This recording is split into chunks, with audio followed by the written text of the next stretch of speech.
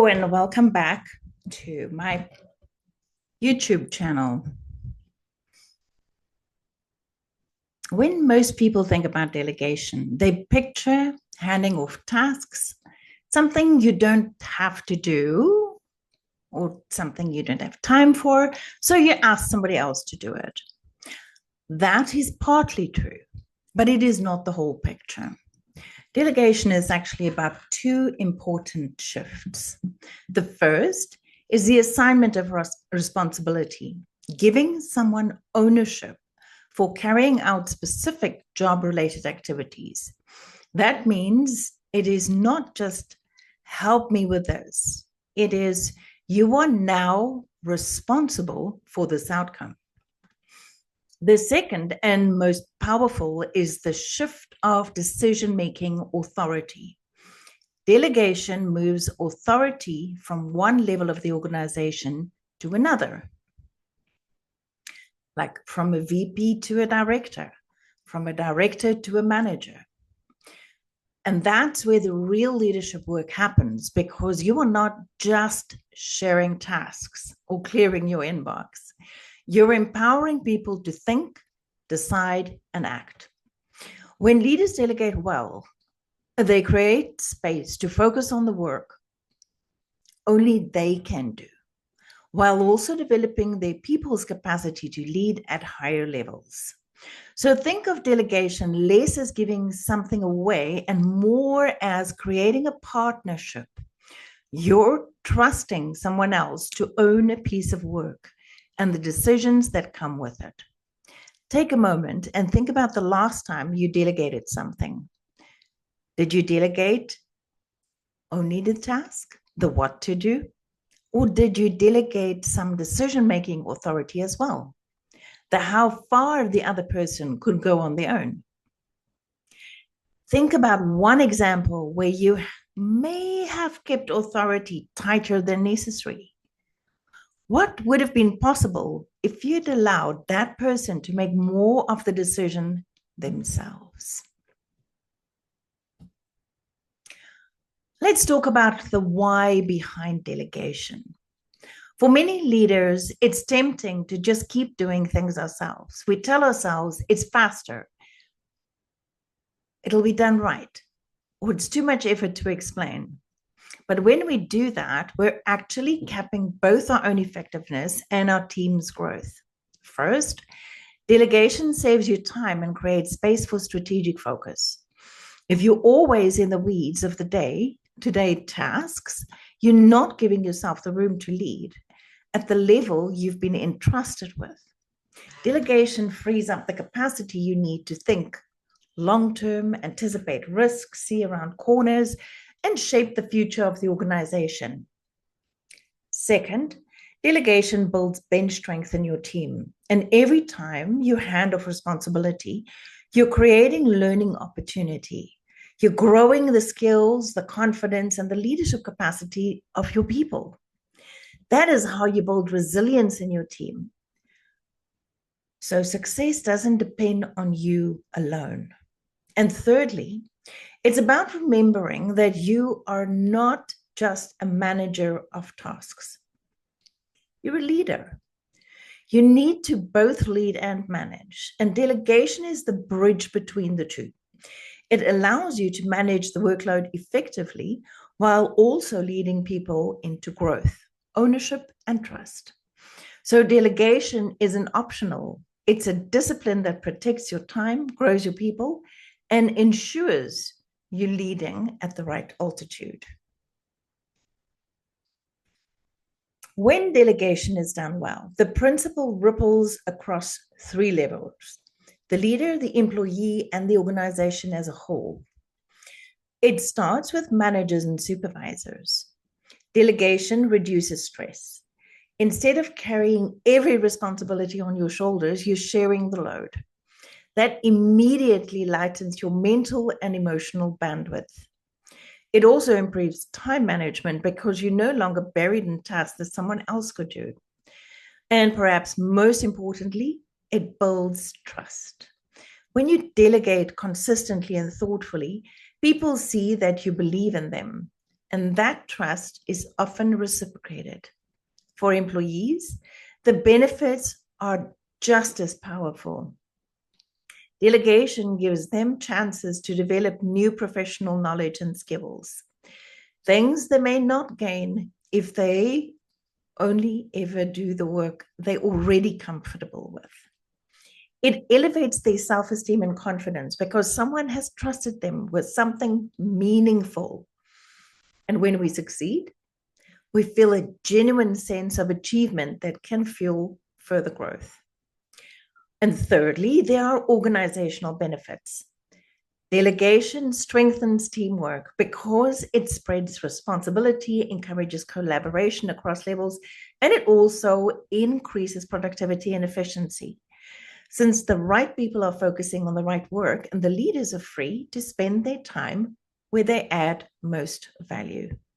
So when you step back and you look at the big picture, delegation isn't just a tool to save you time. It's a lever that reduces stress, grows your people, and makes your whole organization stronger. The benefits are multi-layered, but they all add up to one outcome: a healthier, more effective system.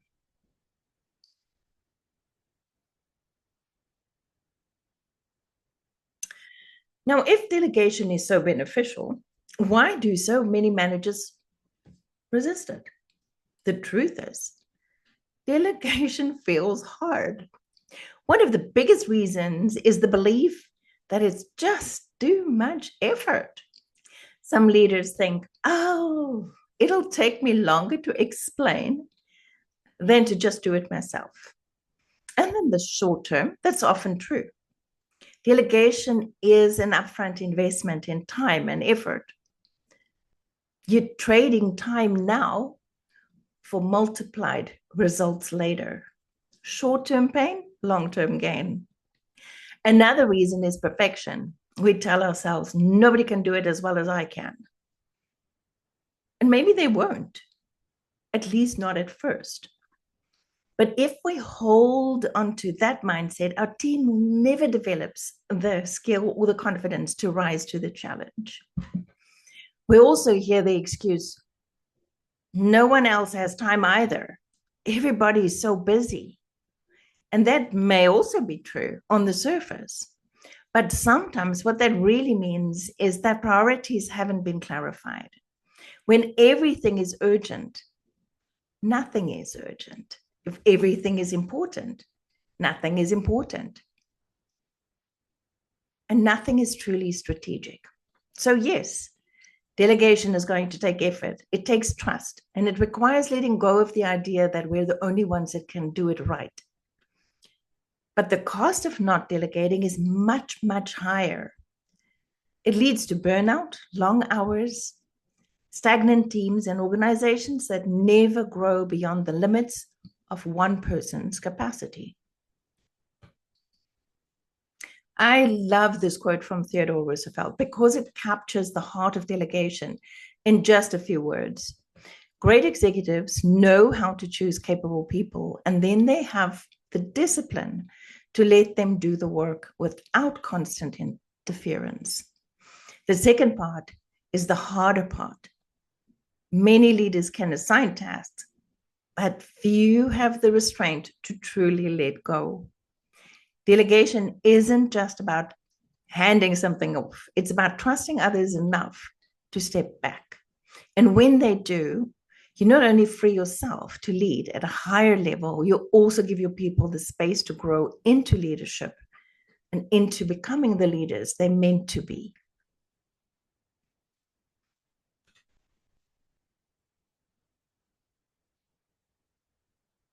So let's look at the foundations of leadership, of delegating.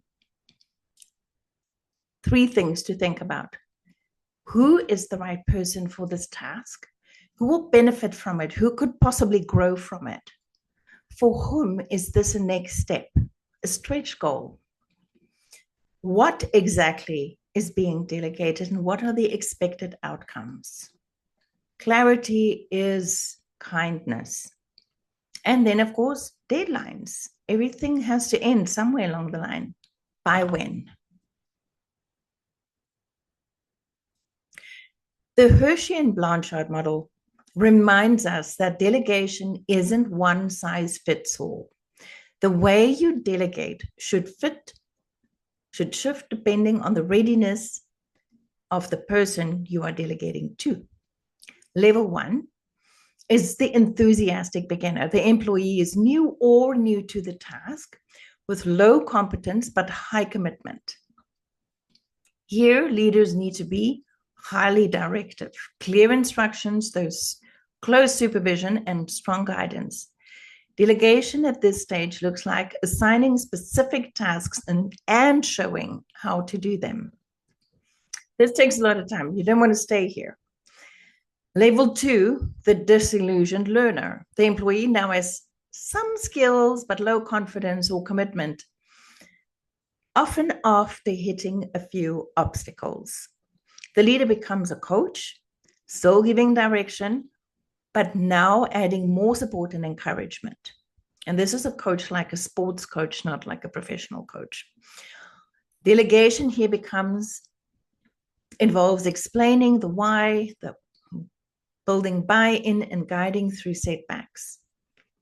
Level 3, capable but cautious performer. The employee here has the skills but doubts themselves or hesitates. Leaders step back from giving orders and instead act as facilitators, providing support when asked while letting the employee make more decisions.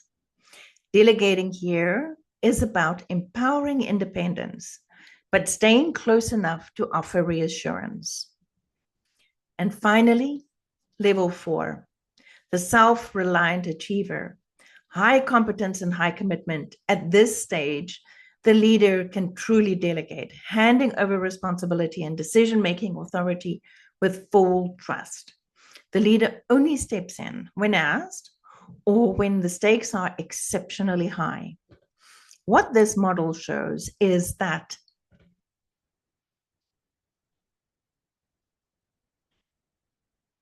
its effective delegation adapts to the developmental stage of the employee. Sometimes delegation means close direction. Other times it means coaching.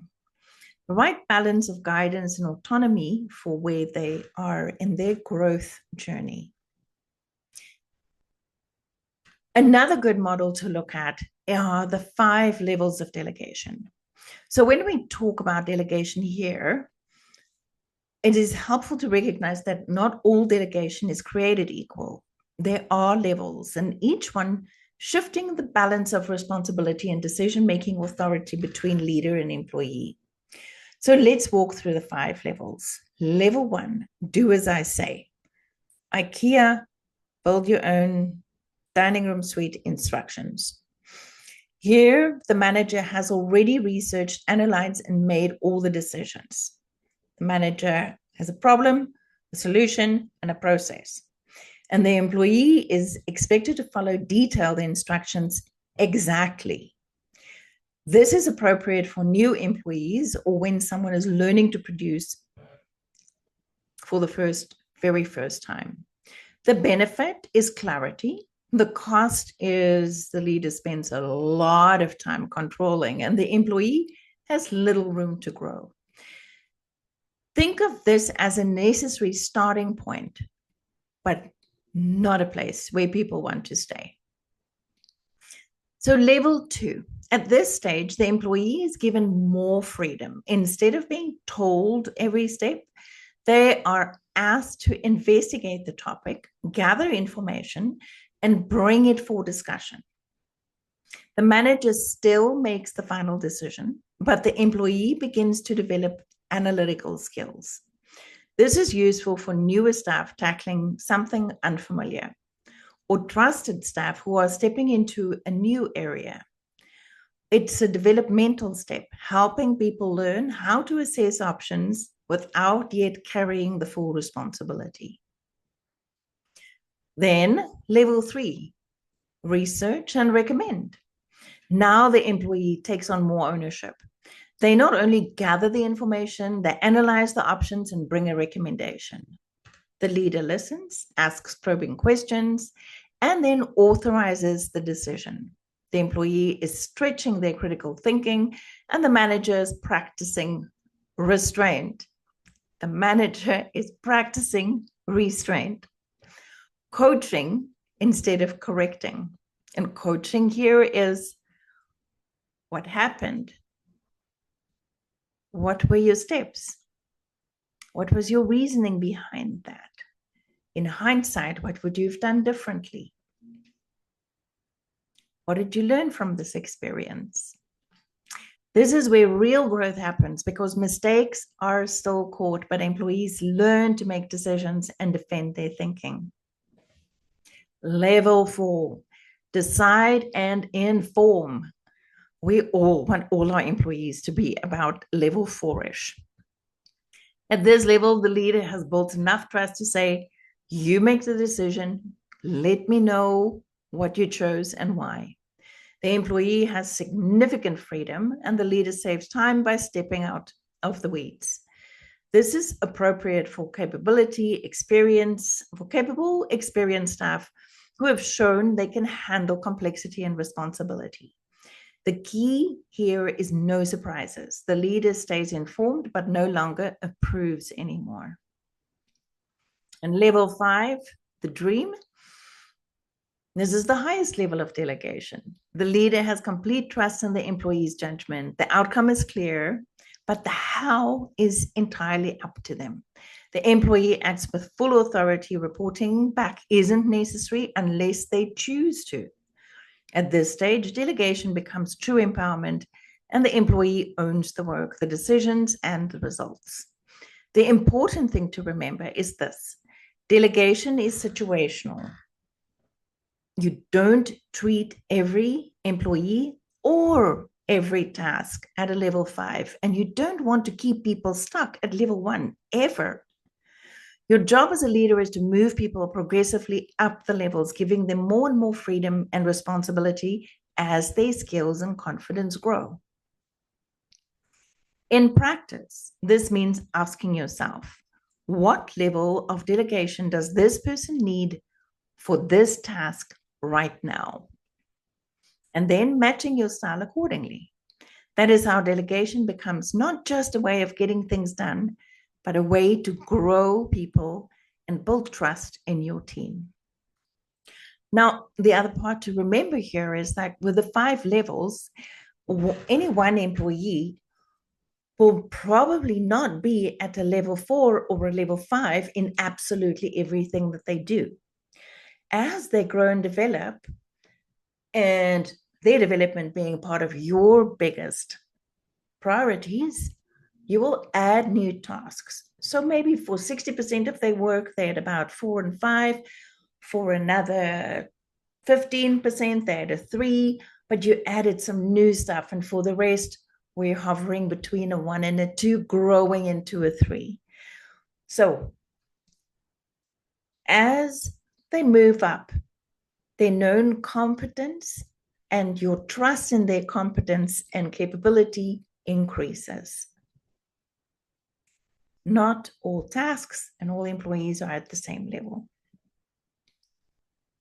So let's look at the process. Delegation isn't just telling somebody else to do a task. It is a structured process. And when we follow the process with discipline, delegation becomes both effective and developmental. So it begins with choosing the appropriate task. Not everyone should be delegated. Not everything should be delegated. Leaders must ask, which task requires my unique attention and which could be better handled by somebody else? Next, you choose the appropriate person. Delegation works best when you match the task to the right person's skills, capacity, and readiness. Sometimes you delegate to someone who already has expertise, and other times you delegate as a stretch assignment to help them grow.